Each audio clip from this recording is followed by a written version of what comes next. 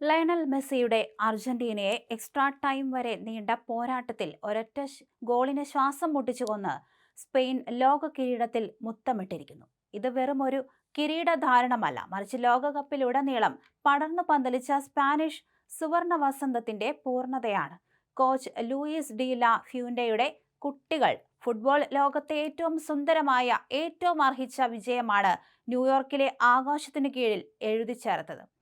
Football ചരിത്രത്തിന്റെ താളുകളിലേക്ക് 4 സുവർണ കഥകളാണ് സ്പെയിൻ ഈ രാത്രിയിൽ എഴുതി ചേർത്തത്. 19-ാം വയസ്സിൽ ലോകത്തിന്റെ നെറുകയിലെത്തിയ ലമീൻ യമാൽ എന്ന വണ്ടർ കിഡ്, കരിയറിലെ കടുത്ത വിമർശനങ്ങളെ ഫൈനലിലെ വിജയ ഗോളിലൂടെ ഉറച്ചു തീർത്ത ഫെറാൻ ടോറസ്, ടൂർണമെന്റിലെ അപ്രതീക്ഷിത വിസ്മയമായി മാറിയ ഡാനി ഓൾമോ, ക്ലബ് ദേശീയ ഫുട്ബോളിലെ സകല കിരീടങ്ങളും സ്വന്തം ഷെൽഫിലെത്തിച്ച മധ്യനിരയിലെ ജനറൽ റോഡ്രി. ലോകകപ്പിലുടനീളം വെറും ഒരൊറ്റ ഗോൾ മാത്രം വഴങ്ങി വിശ്വവിജയം നേടിയ സ്പാനിഷ് കോട്ടയുടെ കരുത്താണ് ഈ കിരീടം അടിവരയിടുന്നത്.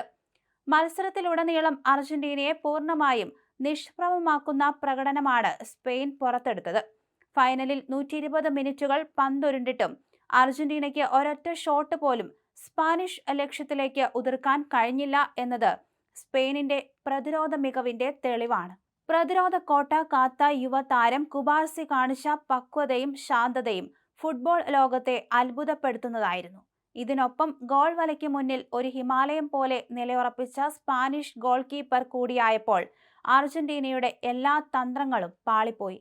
ടൂർണമെന്റിലുടനീളം അർജന്റീന പ്രകടിപ്പിച്ച പോരാട്ട വീര്യവും കളിയിലെ ആക്രമണോത്സുകതയും ആരാധകരെ ആകർഷിച്ചതാണെങ്കിലും ഒടുവിൽ യഥാർത്ഥ ഫുട്ബോളിന്റെ സൗന്ദര്യമാണ് ജയിച്ചു കയറിയത്. അർജന്റീനയ്ക്ക് കിരീടം ലഭിച്ചിരുന്നുവെങ്കിൽ അത് ഫുട്ബോളിനോട് ചെയ്യുന്ന അനീതിയാകുമായിരുന്നു എന്ന് തോന്നിപ്പിക്കും വിധം കളം നിറഞ്ഞു കളിച്ചത് സ്പെയിൻ മാത്രമാണ്. ഒരു സിസ്റ്റത്തിലൂടെ വളർന്നുവന്ന് യൂത്ത് അക്കാദമികൾ മുതൽ ഒരുമിച്ച് പന്തുരട്ടി പരിചയമുള്ള ഒരു കൂട്ടം കളിക്കാരുടെ പരസ്പര ധാരണയാണ് ഈ ടോട്ടൽ ഫുട്ബോൾ വിപ്ലവത്തിന് പിന്നിൽ. യൂറോ കപ്പും ലോകകപ്പും ഒരേ സമയം കൈപ്പിടിയിൽ ഒതുക്കിയ സ്പാനിഷ് തലമുറ ഫുട്ബോളിലെ തങ്ങളുടെ ആധിപത്യം പ്രഖ്യാപിച്ചു കഴിഞ്ഞു.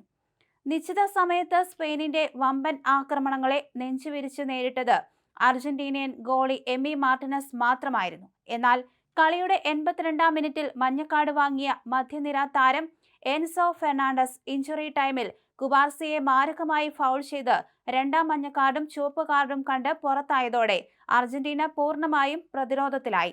10 പേരുമായി ചുരുങ്ങിയത് അർജന്റീനയ്ക്ക് എക്സ്ട്രാ ടൈമിൽ കനത്ത തിരിച്ചടിയായി മാറുകയായിരുന്നു.